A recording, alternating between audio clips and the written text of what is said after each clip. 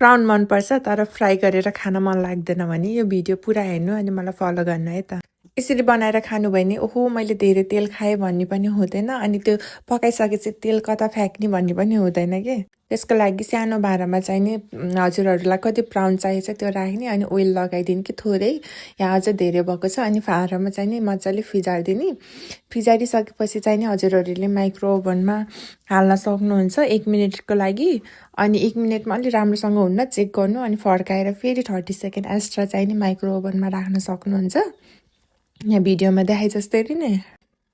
अब मैले चाहिँ नि माइक्रो ओभनमा राखेर यहाँ टाइम सेट गरेको छु। सुरुमा चाहिँ नि 500 वाटमा 1 मिनटको लागि सेट गरेको छु। 1 मिनटमा अलि नभएर मैले पछि फेरि 30 सेकेन्ड अनि हल्का अझै पनि भएन भने अझै पनि कुक गर्न सक्नुहुन्छ।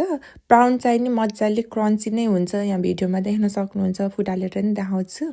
सेप चाहिँ नि सानो हुन्छ तर मिठो हुन्छ है त साथीहरू।